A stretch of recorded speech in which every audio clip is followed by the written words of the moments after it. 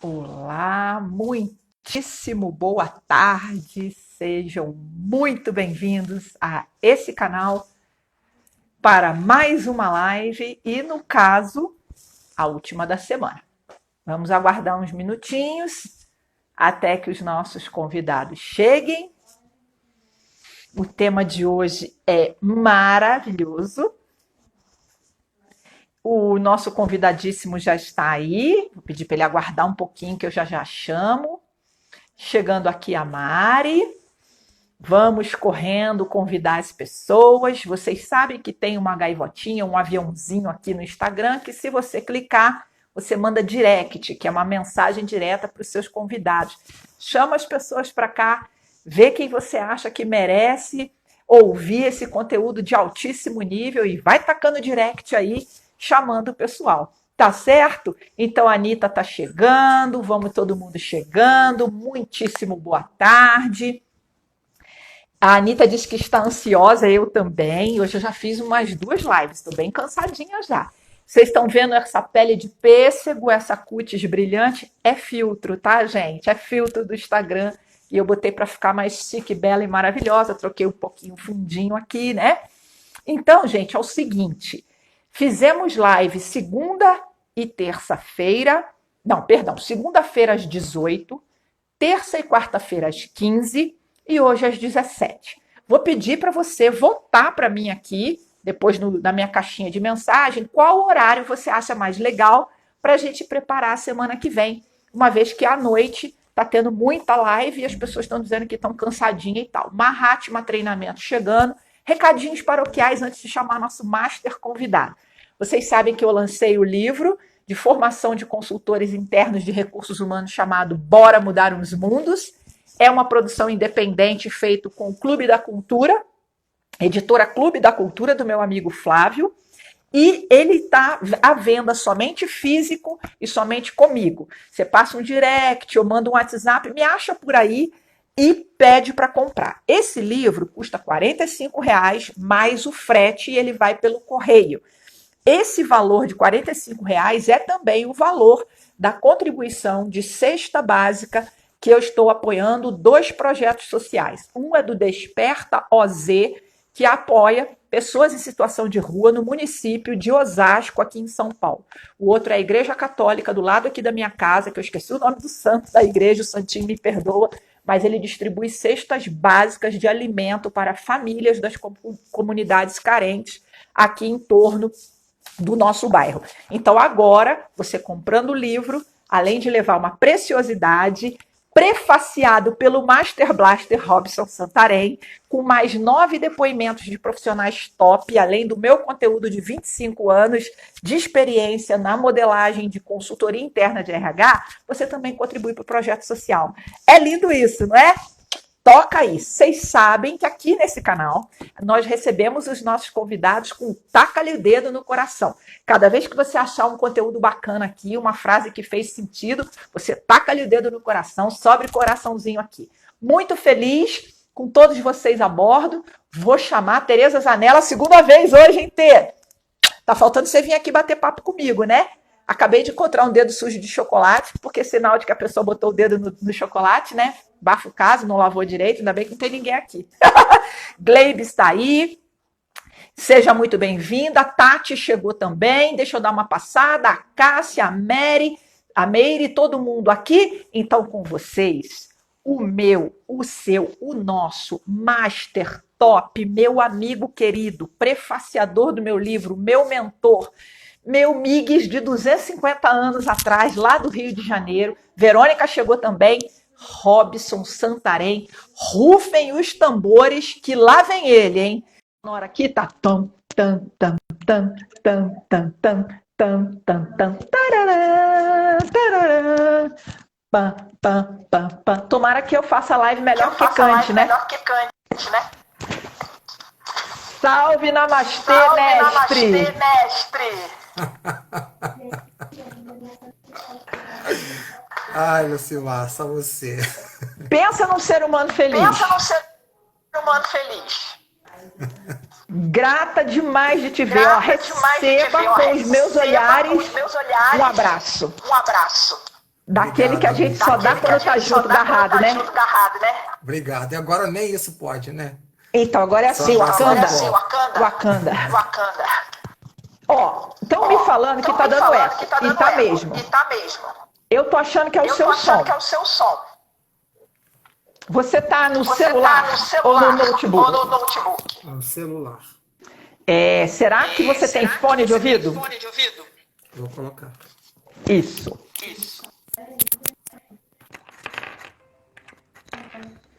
Essa live de hoje, gente, não vai ter muito espaço para minhas bobagens, não, porque o assunto é profundo e a pessoa é profunda. E você sabe que quando a gente está perto de pessoa profunda, não dá para ficar fazendo bobaginha, né? Então, vamos pro papo reto, como eu sempre faço aqui. Vocês estão felizes de ver o Robson? Cadê o coraçãozinho nessa live que eu não tô vendo? Cadê o dedinho? Sensacional. Tava ecoando. Então, a gente ouvia pelo meu microfone o barulho aí repetindo. Quem tá gostando de ver o Robson aqui, taca dedinho no coração. E lembra da gaivotinha, vai chamar seus amigos. Manda direct, fala, vem colega, vem assistir essa live aqui. Se você de todo não puder, você sabe que ela fica 24 horas aqui no ar. E depois eu subo no meu canal do YouTube, Lucimar Delaroli, que aliás eu preciso muito que você vá lá, se inscreva, dê o likezinho e compartilha para essa informação chegar para mais pessoas, tá bom? Meu amigo, querido, mestre, conta pra mim, passa aqui na nossa cara esse currículo. Quem é você na fila do pão, Robson Santarém? Para com isso, tá? Tá. Prometo não. Para com isso. Prometo que paro não. Lucimar, eu não sou nada. Eu também não sou não, mas você é um nada melhorzinho que eu. Vai falando a formação aí, vai falando a experiência aí.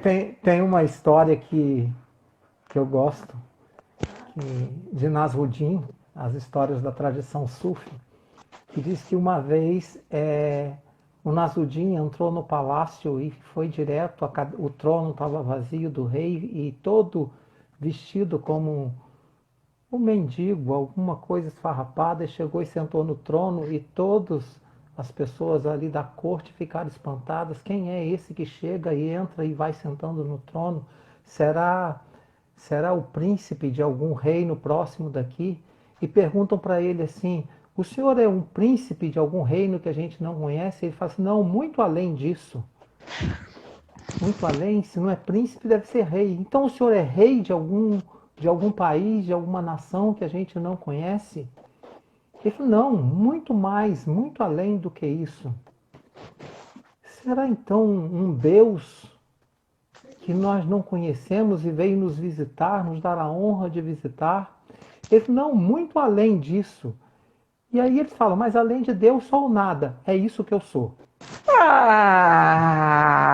Gente, esse homem, além de culto, inteligente, espiritualizado, maravilhoso, ele é um contador de história que você fica assim, ó, babando, né? Então, meu amor, nós também. Uma vez muito um aprendiz. Uma vez perguntaram para Chico assim, a mulher falou assim para Chico Xavier, Chico, você sabe que na outra encarnação eu fui uma cristã comida nos circos romanos pelos leões. Você foi quem, Chico? Aí, Chico, o leão. Na outra encarnação eu era o leão. Então, assim, quanto mais a pessoa é evoluída, mais ela desenvolve a força da virtude da humildade, né? Pessoas como eu, que são bem pouquinhas, elas já ficam se achando, né? Então, meu amado, você é coaching, é mentor, é escritor, é palestrante, é pai, é cidadão, é membro da sua comunidade católica, é uma pessoa que milita na sua religiosidade. Fala para mim, você formou em filosofia contemporânea, é isso? Teologia? Você acha que isso é importante? É importante para a gente saber, para o nosso público saber de que lugar de fala você vem, né? Claro que você é muito mais... Deixa eu te falar, que eu acho que tem alguma coisa que eu acho que me inspira. Então tá. A primeira, eu acho que me inspira, é porque eu venho estudando, né? Primeiro que eu gosto muito, mas acho que tem alguma coisa que me inspira a isso.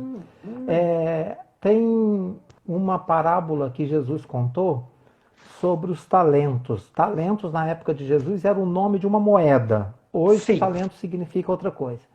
Mas as pessoas receberam moedas diferentes, um recebeu X, outra Y e outra Z, e quem deu a moeda disse que voltaria para cobrar. E um dobrou, fez o investimento, multiplicou os talentos, outro também multiplicou e outro com medo enterrou o talento para quando o patrão voltasse. E a mensagem final dessa parábola é que aquele que recebeu os talentos precisa multiplicá-los. Então, eu acho que todos os seres humanos, eu creio que todos os seres humanos, nós recebemos talentos. Vamos transformar agora em dons, né? E nós temos que multiplicá-los. Eu acho que é isso que a gente precisa fazer.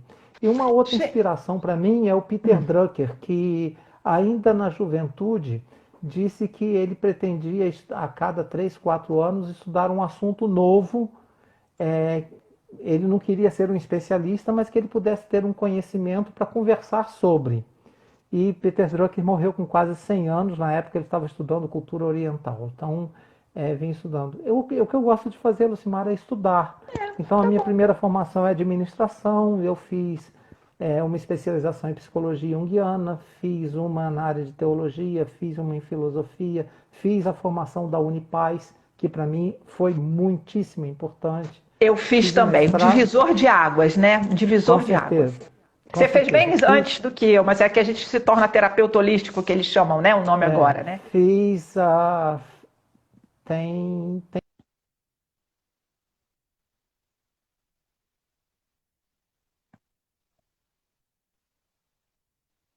Sua internet. Isso. Já tem bastante tempo. Gente, tá cheio de gente maravilhosa aqui, saudando, dando beijo. O seu celular tá fazendo zwin, zwin, zwin, que é chamado, né, de WhatsApp, coisas assim. Olha, a Vanessa, a Leidiane, que eu adoro. A Vanessa está falando que ama o Cambises, que foi meu professor lá na Unipaz, com a esposa dele. A Leidiane, todo mundo aqui me honrando, honrando todos nós. Fiquem à vontade para colocar aqui suas observações, suas dúvidas.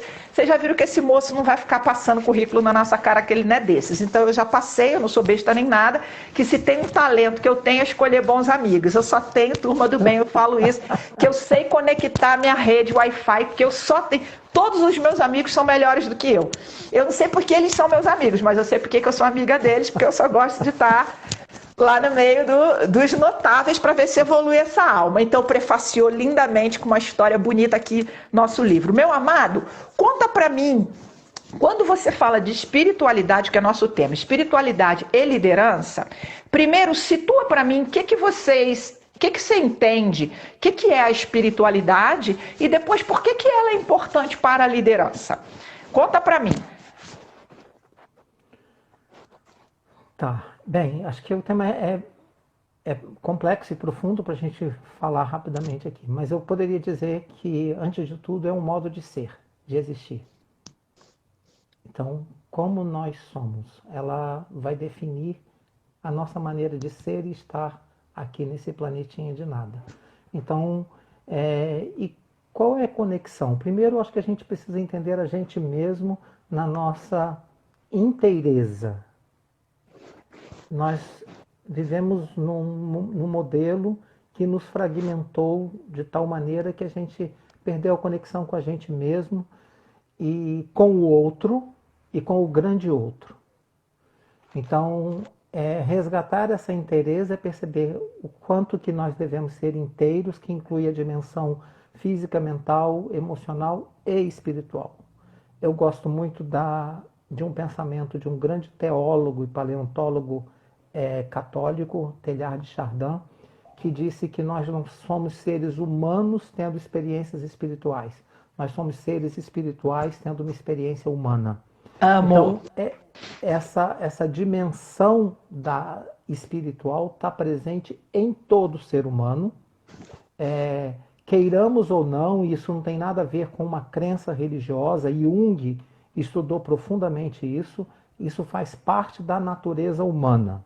E a gente pode conectar a isso também com a dimensão transcendente, com o mistério, com o sagrado. Esse mistério, as religiões deram nome, mas nós podemos cultivar a espiritualidade até sem ter vínculo com religiões. Enfim, a conexão com... Perdão, deixa eu ver se eu entendi. Essa espiritualidade, ela tem a ver com uma percepção de uma conexão de nós com o todo, né? Fazemos todos partes de um universo, um planetinha azul. Então, eu estou em você, você está em mim, nós todos, como raça humana e também como biodiversidade do planeta, estamos conectados com essa força criadora. É disso que a gente está falando? Também.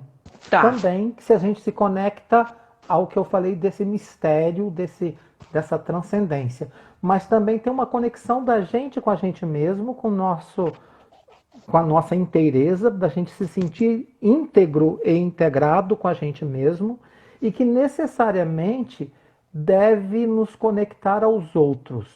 Eu me lembro de uma coisa que eu acho que é importante também frisar. Primeiro, que essa espiritualidade deve nos fazer uma conexão com o significado da vida para a gente. Então tem a ver com o sentido de vida.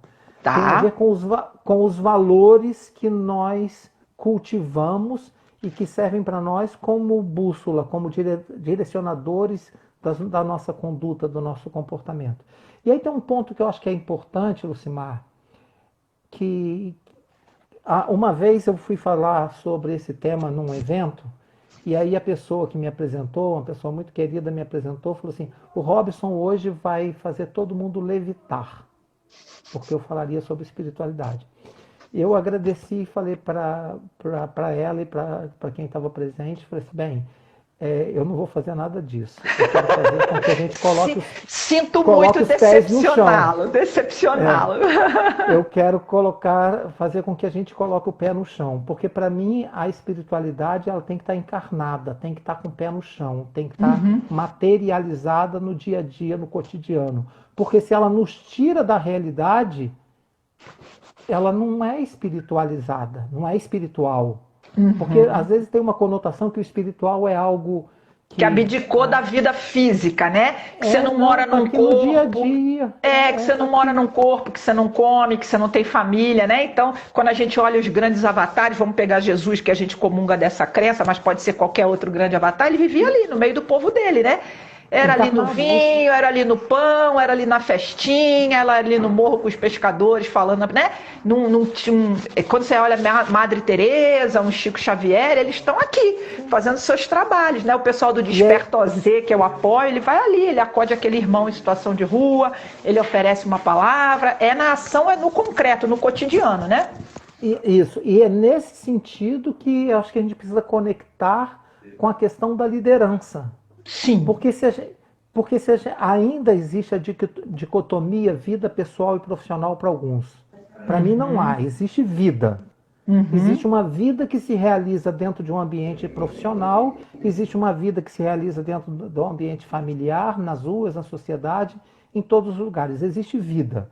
Essa espiritualidade de que a gente está falando está presente na vida como um todo. Então eu não posso abrir mão dela quando eu passo o crachá na catraca para entrar na organização.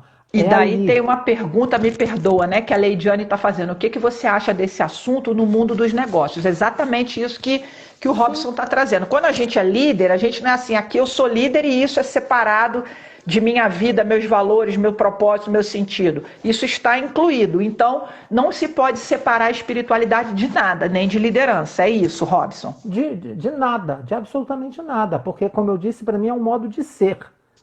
Então, como eu sou humano, ser humano que eu sou, exercendo a liderança, se a espiritualidade faz parte da vida, ela deve impregnar toda a minha conduta, seja eu um técnico, um operário, ou um líder, ou um executivo, um alto executivo.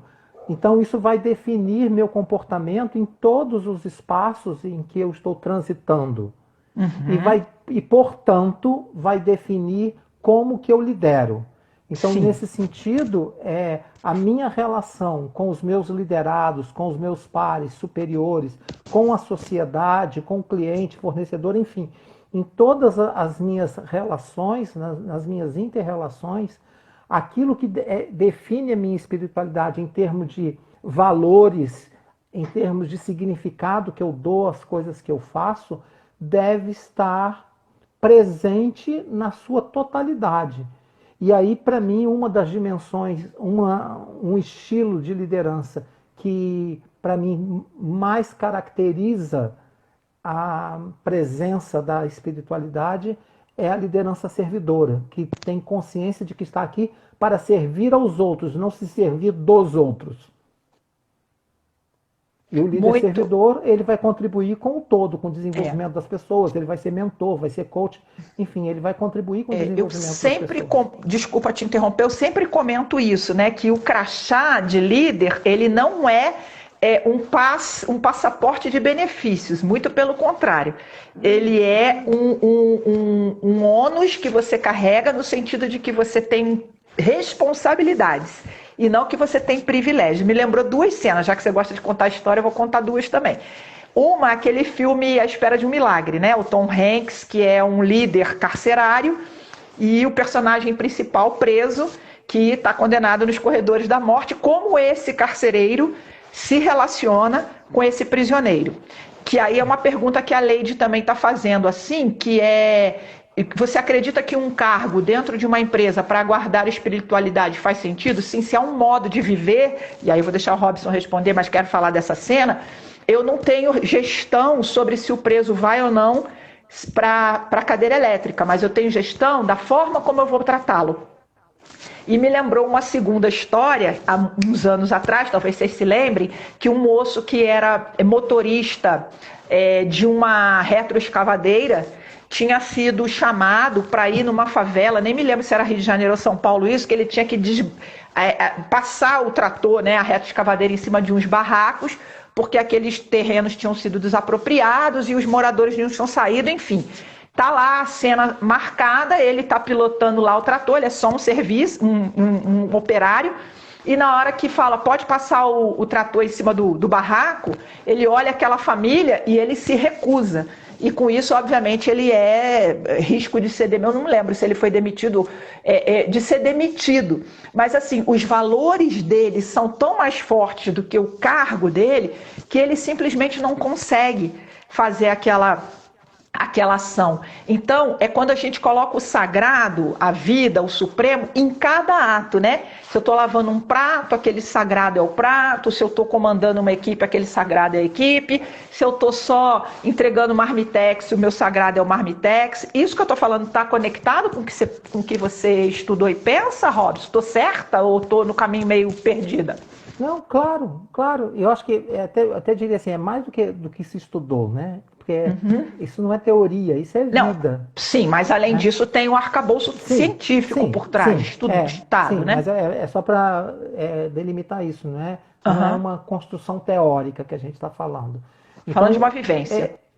É de uma vivência. E é claro que sim, Lucimar, porque vai definir as nossas escolhas. Né? Então, eu estava dando aula no MBA agora essa semana, e um aluno perguntou assim, mas às vezes nós somos forçados a agir de uma determinada maneira. E eu não sei se ele gostou muito da minha resposta, eu não sei se eu convenci, eu falei assim, a gente não é forçado a nada. A gente escolhe. Sim, a gente escolhe. E aí lembro de Viktor Frankl, né, que eu admiro tanto, até coloquei hoje um artigo sobre ele na minha página no Facebook. Eu vi. Entre o estímulo e a resposta tem um tempo da minha escolha. Qual é a escolha que eu faço e se ela está baseada nos meus valores ou ela está sendo determinada pelo comportamento do outro, né? Então o motorista do trator... Isso, coisas lindas. Tá entrando aqui o professor Eduardo, que eu adoro, meu querido. Minha irmã tá aqui, olha, quase nunca aparece, que coisa boa, fiquei feliz. A Mary pergunta qual a relação dessa autenticidade com os arquétipos de Jung. Só para fechar esse raciocínio e poder passar para a tua pergunta, tá, Mari? Então conclui para mim. A liderança servidora é uma consciência de que você está a serviço de uma causa, de um propósito, de um sentido, e que, portanto, você é um protetor, corresponsável pelo aquele seu time. né? E não é sobre você, é sobre como você potencializa essas pessoas para que elas sejam o seu melhor. É isso? Sim, talvez eu não sei se a melhor palavra seja protetor, porque ela pode ter uma conotação de alguém que Sim. Que tivesse apadrinhado. Que é maior, né?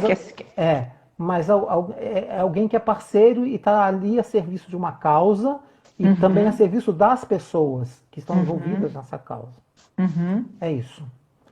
Então, e aí a Mary fala sobre autenticidade. Ó, qual a relação dessa autenticidade com os arquétipos de Jung? Tá. O principal arquétipo que Jung chamou de self, que é o si mesmo, ele definiu como a imagem de Deus que está dentro de nós. O nosso processo de individuação, né, que a gente vai viver ao longo de toda a nossa jornada, é poder atingir esse self, esse si mesmo, que ele falou que é a imago Dei, que é a imagem de Deus que está dentro de nós. Sim. Que é de uma profundidade, que é de uma beleza, que é de uma riqueza isso, que a gente não se dá conta. Se olharmos na perspectiva do pensamento analítico de Jung, aquilo que as tradições espirituais já falaram, quando nós cumprimentamos Namastê, na tradição hindu, o Deus que está dentro de mim reverencia o Deus que está dentro de você. Jung descobriu isso e trouxe isso para a psicologia. Ou que no cristianismo, que o apóstolo Paulo fala que o Espírito Santo está dentro de nós, que nós somos templo do Espírito Santo, portanto da divindade. E então, o próprio Jesus dizia, né? Sois Deus, pode fazer tudo o que eu faço e muito mais. Quando você alcançar esse nível de consciência, né? Tá, e o Jung percebeu isso e de maneira arquetípica disse esse arquétipo divino, que ele, na linguagem dos arquétipos, ele deu o nome de si mesmo, self, é a imagem de Deus que está dentro de nós. E é para isso que a gente deve evoluir, para tomar consciência dessa presença transcendente que está em todo ser humano. Se a gente descobrir isso em nós, a gente vai também olhar para o outro de maneira diferenciada. Namastê. Namastê. Já me também lembra duas coisas importantes. A primeira é que o Goleman mesmo conduziu uma pesquisa que ele chamou depois de teoria das expectativas. Quanto mais eu deposito expectativas positivas e trato você como o seu melhor potencial, mais a tendência de você crescer. Ele fez estudos com ex-presidiários em alocação, em empregos, né? E as pessoas foram cada vez se tornando mais e mais e mais brilhantes porque elas foram tendo a teoria da expectativa boa, assim como a expectativa ruim também acontece. Então, se eu espero coisas ruins, as coisas ruins vêm até pelo viés do modelo mental. E me lembra também aquela instituição chamada... nossa, deu um branco agora, que é a instituição que coloca presos, condenados, em sistemas de casa. Eles moram... Já ouviu falar? Eu vou resgatar o nome já aqui. É um sistema prisional onde cada um mora numa casinha dentro de uma comunidade. Eles trabalham plantando, colhendo e recebem visitas. Eles são tratados com humanidade, que o nível de reincidência de pena é mínimo. O índice de fuga é mínimo. Então, assim, eles têm por bordão só o amor constrói, só o amor salva, o amor resgata. É uma coisa linda. Você já ouviu falar dessa instituição? Tem bastante aqui em São Paulo. Não, mas me faz lembrar um pensamento, se não me engano, de Goethe, que disse que, acho que foi, tenho quase certeza que foi ele, que disse: trate a pessoa como ela é e ela será simplesmente o que ela é. Trate-a como ela pode vir a ser e ela provavelmente realizará todo o seu potencial. Faz lembrar também o mito do Pigmalião, que ficou conhecido como efeito Pigmalião na psicologia, do escultor que fez uma estátua de uma mulher e ele ficou tão encantado pela mulher que ele construiu na estátua, pela sua beleza, ele ficou tão apaixonado que os deuses do Olimpo permitiram que ela, mulher, se humanizasse, se tornasse uma mulher de verdade. Isso tem sido, isso foi muito estudado e tem a ver com aquilo que você falou. Se eu trato bem, e as experiências colocaram até isso na educação, professores que receberam informação de que um aluno ou determinados grupos de alunos não eram negligentes, e outros determinados alunos eram os melhores da classe. Receberam essa informação, quando na verdade era o oposto. E aqueles que eram os melhores, ao longo do tempo, foram ficando medíocres, e os que tinham um comportamento, digamos, mais medíocre se tornaram melhores alunos, porque essa informação determinou o comportamento do professor com relação a ele. A profecia autorrealizável. Como é que você vê, então, dentro desse sistema convencionado até antes da pandemia, de um capitalismo onde a gente tem um líder que precisa extrair bastante das pessoas que são recursos, onde tem muita competição, onde tem essa coisa de manda quem pode, obedece quem tem juízo? Como é que um líder que tem uma consciência servidora se encaixa em modelos assim? Porque a gente vê muitas instituições assim, né? Como que você vê isso na sua experiência de consultor, de professor, de executivo que foi por muito tempo, né?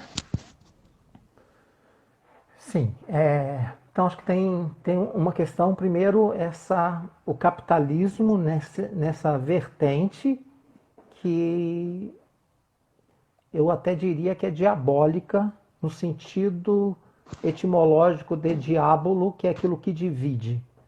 Ele acaba dividindo, ele tem uma dimensão perversa, cruel, onde enfatiza muito mais o individualismo, a competição, do que a solidariedade, do que a colaboração, a cooperação, do que a fraternidade. Nesse modelo, nós aprendemos a ver o outro como adversário, como rival.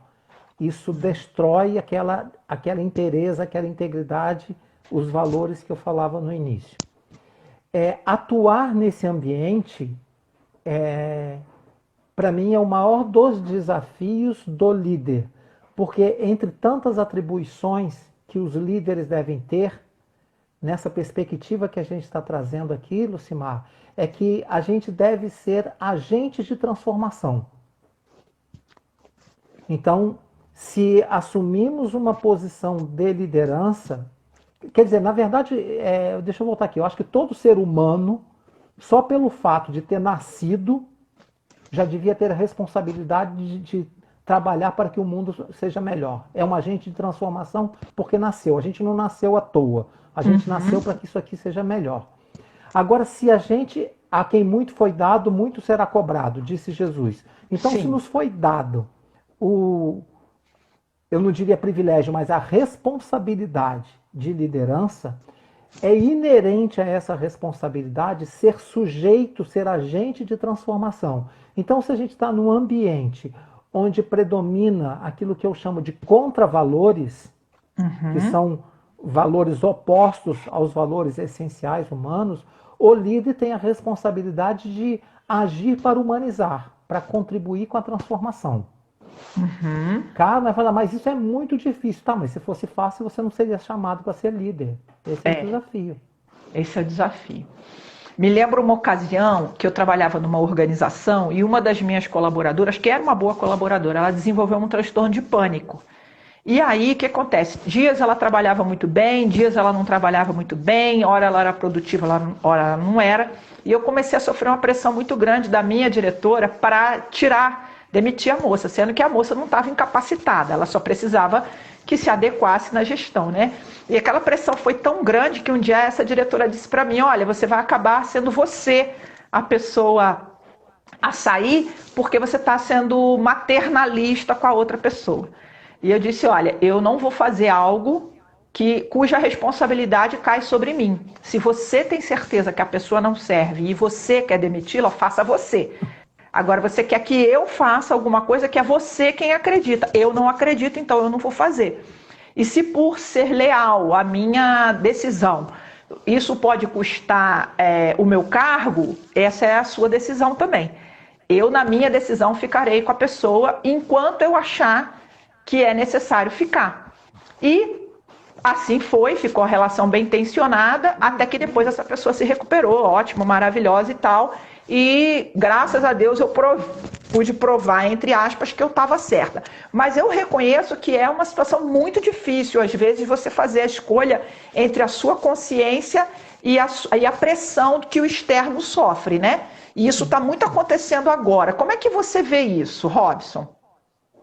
Eu também acho que é muito difícil. Eu acho que a gente sofre por fazer isso. Nós já sofremos, eu sei um pouco da sua história, e você sabe que também eu já sofri nas empresas por isso. Quando a gente entra num dilema, num conflito interno, porque às vezes nós temos contas a pagar e dependemos do trabalho. Nós vivemos esses dilemas próprios desse contexto que a gente está colocando. Às vezes dá desânimo, às vezes nós ficamos vulneráveis nessa situação, mas eu acho que também isso faz parte dessa dimensão humana, espiritual que a gente está falando aqui, desses enfrentamentos que a gente precisa ver no mundo. Eu costumo... Pois não. Eu acho que dentro desse contexto ainda, eu acho que a gente precisa primeiro desconstruir algumas coisas, onde muitos de nós profissionais da área, ainda nos entendemos como recursos humanos. Ainda somos chamados de recursos humanos. Eu tenho dito que nós não somos recursos humanos.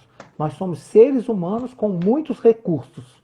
Mas enquanto as organizações tratarem os seres humanos como recursos, isso vai, e que se descarta, isso vai predominar. Mas tem boas notícias, Lucimara. Então, tem, assim como a gente falou... Amado, deixa eu te interromper um segundo só. Claro. É que a Mary, maravilhosa, eu também estava aqui pesquisando no meu computador, achou. Sistema prisional a que me refiro chama-se APAC. E surgiu aqui em São Paulo, no interior, em 1972. É um sistema de aprisionamento, tá? Um sistema prisional muito interessante. Então, hashtag fica a dica. Eles estão tão silenciosos, eu queria saber se tá legal, porque tá subindo os coraçõezinhos e vocês podem postar dúvidas e compartilhar seus pensamentos. Que eu e o Robson aqui, a gente está tomando café na nossa cozinha, né, amigo? A gente é desse, a gente senta e fica tomando café. Mary, gratidão de você ter achado. Achamos juntinho aqui, era o APAC. Agora eu paro de ficar procurando igual uma doidinha. Então, nós não somos recursos, somos seres humanos, e aí tem boas notícias. Sim, a boa notícia é que eu acho que, tem muitas evidências no planeta e aqui no Brasil também, de empresas que estão tomando consciência da importância de criarem ambientes mais humanos e promovendo transformações no modelo de gestão. Então nós estamos falando hoje de empresas mais horizontalizadas, onde a liderança servidora está muito mais presente, onde os valores estão saindo do cartaz, do quadro, da recepção, estão sendo procurando ser observados no comportamento. Então nós temos muitos exemplos no Brasil e fora do Brasil que vão levar isso já estão levando isso à frente. Então tem publicações, tem muitos cases, tem muitos livros que já mostram isso. Nós temos também o... Perdão.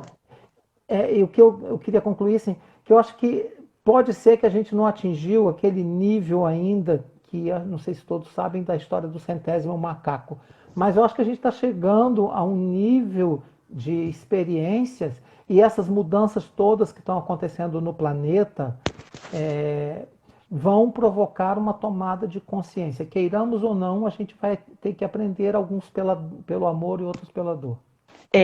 Tem uma coisa muito interessante aqui, que você falou do centésimo macaco, a Mary que está procurando aí, depois vocês procurem essa história muito interessante sobre saltos quânticos, mudança de paradigmas, né? O Wellington está comentando assim, o que acontecerá com as empresas que hoje não têm essa visão no Brasil? Nos anos 80 surgiu um livro do Fritjof Capra chamado Ponto de Mutação, onde ele dizia que a gente estava no fim de uma era e no início de uma nova era. Então pensa num arco assim e num outro arco assim, que tem um intervalo entre eles e tem um ponto de mutação. O que eu acho, na minha humilde opinião, é que essas empresas elas vão entrar em declínio, Porque uma nova era, que é essa que o Robson está trazendo, já começou. E vai chegar num ponto onde isso é a maioria. Então, aquela minoria ainda com métodos e modelos muito antigos, elas vão ficar morrendo, né? Então, já tem, por exemplo, estudos sobre a holocracia.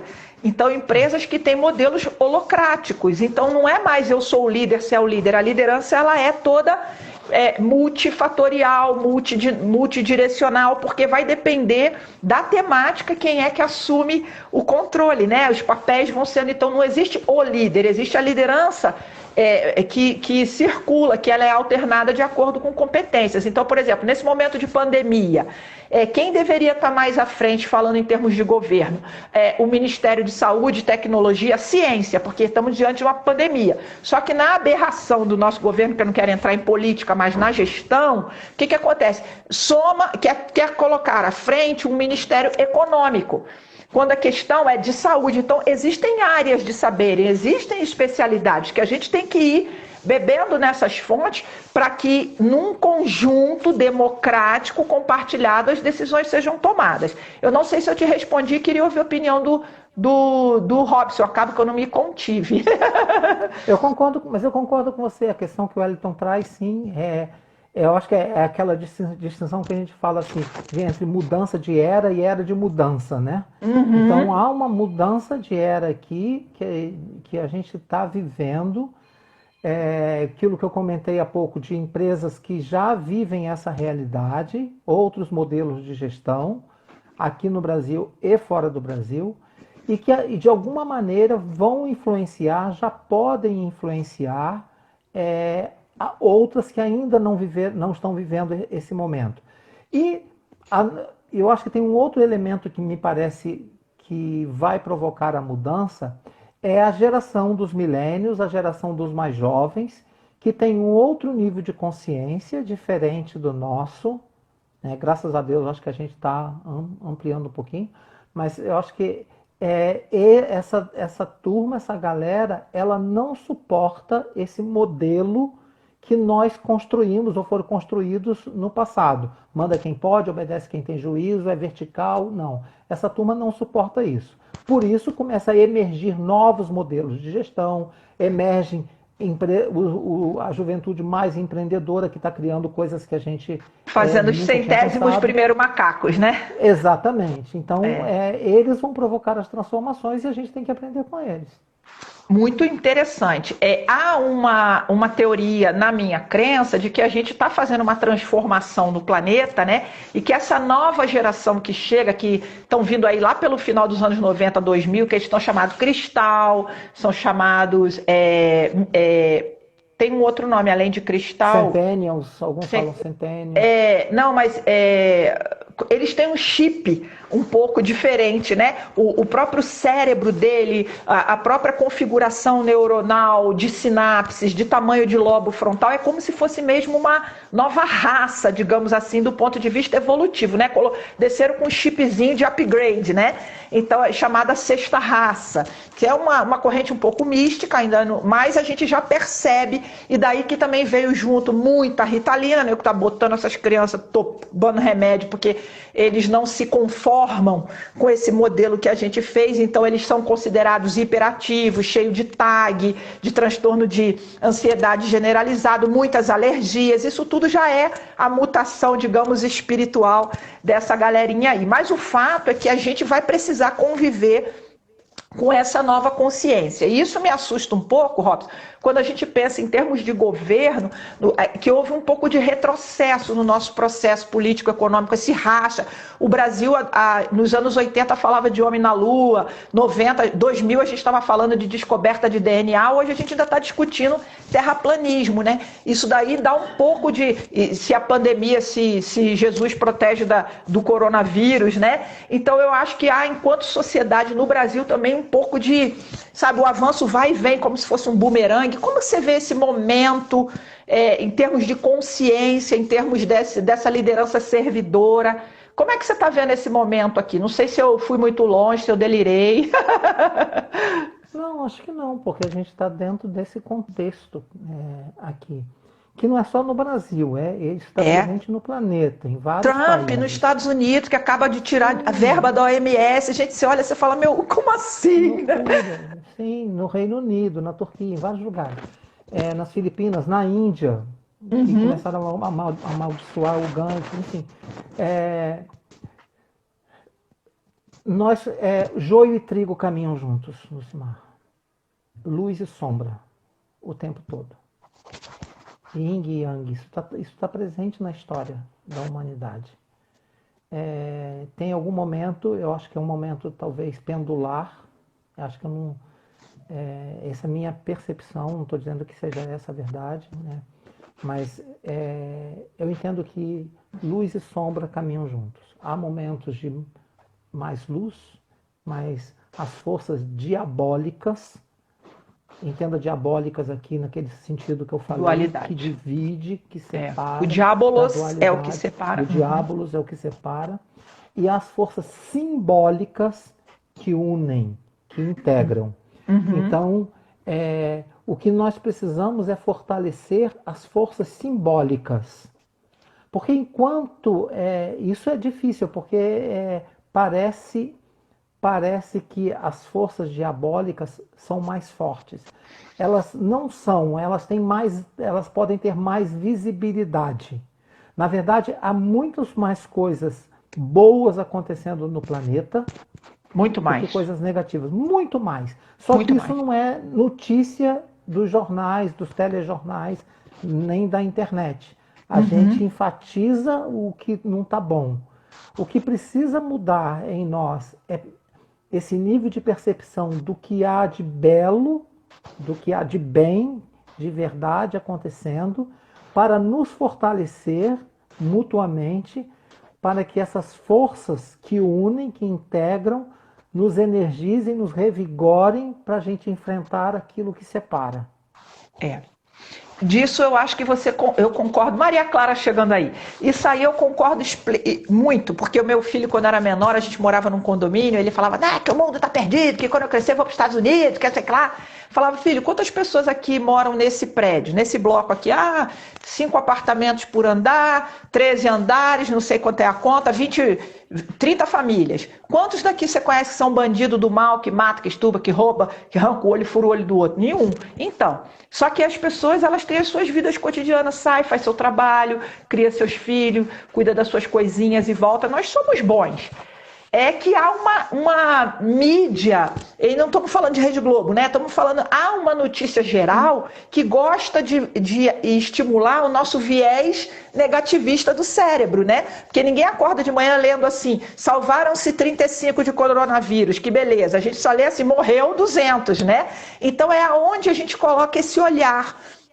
Então, essa liderança servidora de propósito, ela também vai estar convidando você para um autoconhecimento e uma escolha intencional de olhar para o copo meio cheio, de ressignificar e de se conectar com esse propósito maior, que é assim, o meu self. Eu brinco que eu sou uma semente, mas dentro da semente já existe o jacarandá inteiro, né? Então, eu tenho que me conectar com a minha melhor versão, com esse meu melhor eu. E eu também devo conectar com esse melhor eu dos outros, estimulando que isso brote. É por aí, Robson? Claro, é aquilo que a gente estava falando, que eu simbolicamente falei do Namastê.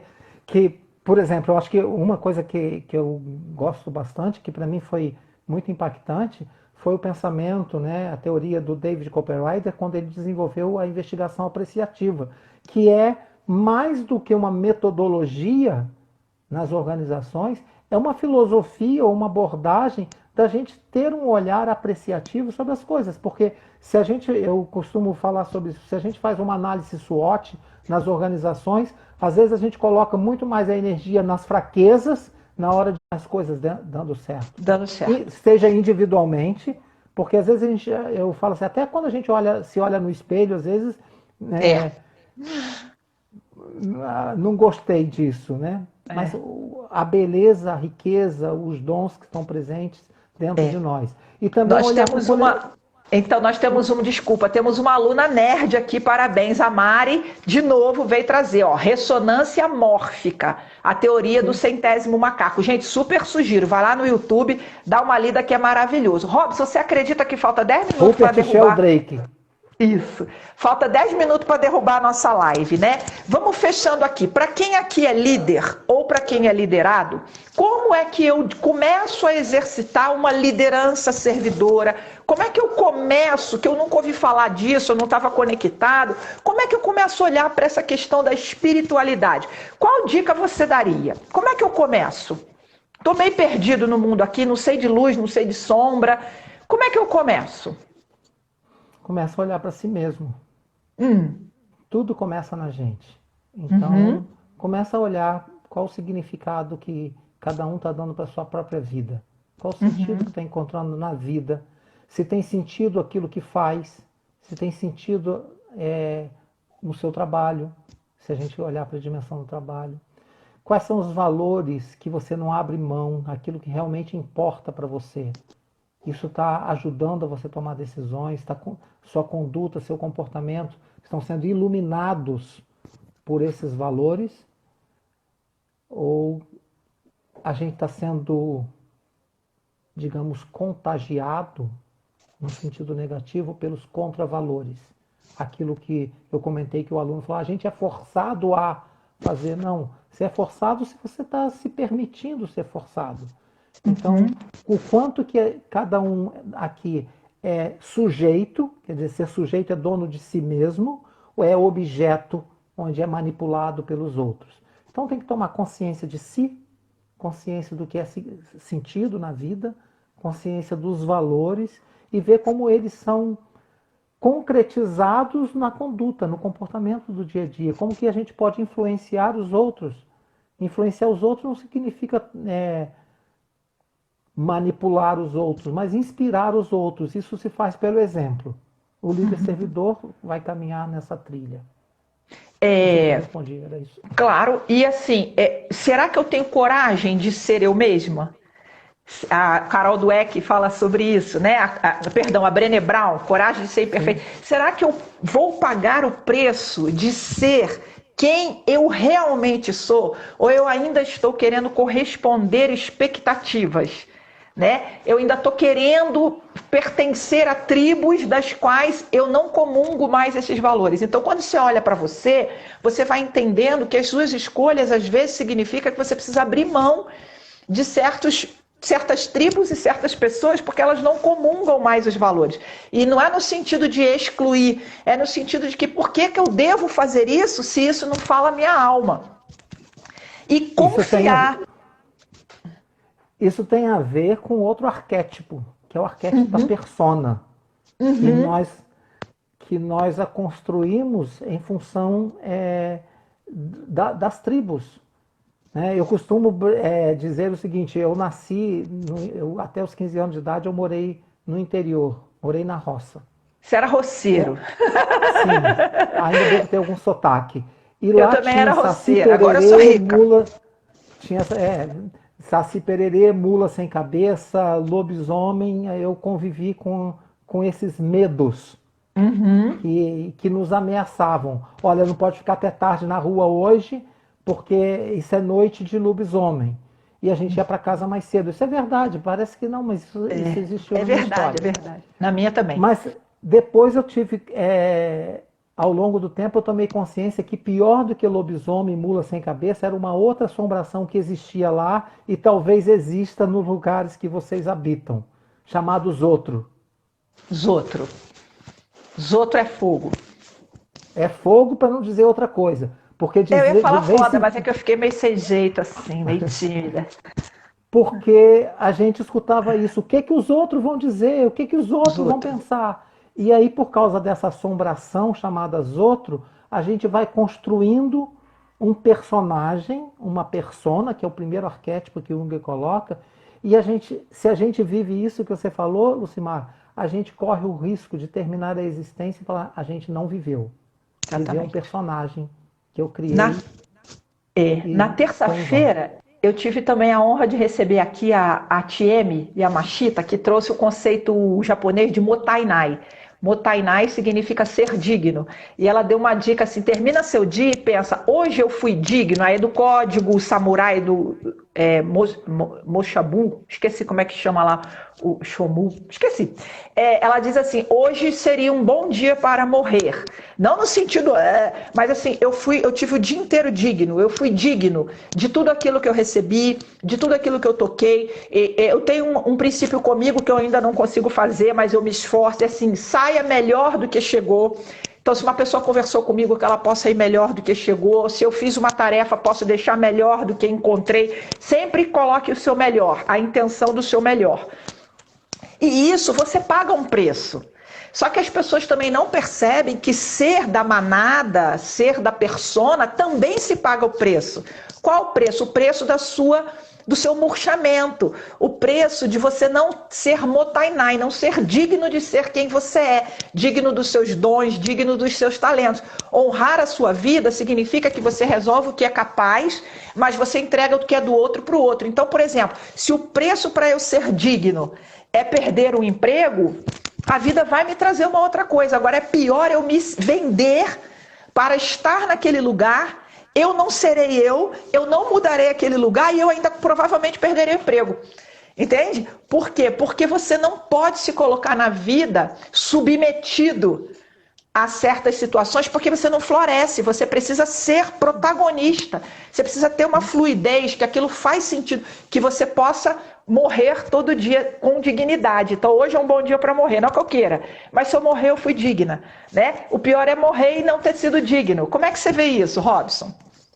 Eu concordo plenamente. O que a gente não pode perder de vista também, que a gente pode falar assim, isso é legal, mas nós somos privilegiados que temos a oportunidade de refletir e viver essa dimensão. Mas existem alguns bilhões de pessoas no planeta que não têm acesso a essa informação, que não têm acesso a condições dignas de vida, de viver na plenitude, de estudar, de se alimentar, de se vestir, de morar. De ter água.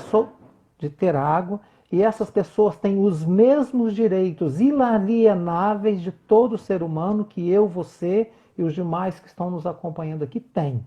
Então, se nós estamos nesse planeta e recebemos isso, nós também somos responsáveis ou corresponsáveis para trabalhar para que esses outros bilhões de pessoas tenham o mínimo de dignidade porque eles nasceram para ter. Então, a gente tem que trabalhar para isso. Muito profundo. Eu não sei se foi Rui Barbosa ou Olavo Bilac que disse que é na omissão dos bons que o mal cresce. Então nós que somos esses privilegiados, nós temos que ser uma voz, né? Uma voz e um braço na melhoria do nosso planeta, na melhor distribuição, na melhor igualdade, na educação, e não atacar essas pessoas, né? A gente precisa ser um agente transformador. Já dizia Peter Parker, né? Com grandes poderes vem grandes responsabilidades, né? Era o tio Ben do Peter Parker, né? Então, olha, está fechando, falta 1 minuto. A Patrícia falou, perfeito, Lu, e tantas pessoas adoecendo mentalmente, aceitando a desculpa de que que é do corporativo, ou seja, as empresas são assim e adoecem com o sistema. Mas será que quando você tem poder, você transforma? Ou você se vende também, né? Uma boa discussão. Será que você está pronto também para ajudar essas empresas a serem diferentes? Meu querido, muito obrigado, gratidão imensa estar com vocês. Galera que está aqui, eu amei. A gente vai ter que marcar outro papo. Você tem 1 minuto para deixar o seu recado final. O que você aconselharia para a gente encontrar nosso Montainai, nosso self e começar a nossa jornada espiritual nesse momento de pandemia? Qual que é a tua dica? Qual a tua hashtag fica a dica? Não sei, primeiro eu diria que a gente precisa se olhar no espelho para ver se a gente está vivendo aquilo que a gente foi chamado a viver. Acho que isso basta. Gente que sabe falar, fala assim, né? Rapidinho. Então, dizendo que querem mais, eu também. Então, assim, eu estou sendo digna, né? eu estou sendo um vetor de transformação, eu estou deixando melhor do que encontrei, estou me colocando a serviço, né? Isso fala a minha alma, eu acho que é uma coisa por aí, né? Bora pensar, bora pensar. Se a gente está cumprindo a missão, todo mundo tem e a gente tem que tomar consciência dela. Eu que agradeço a você, agradeço aí o pessoal que chegou, estou à disposição. Quiserem me seguir, estou em todas as redes sociais, exceto no Tinder, mas podem me achar onde quiserem. Beijo, gente. Fiquem com Beijo, Deus. Deus abençoe vocês.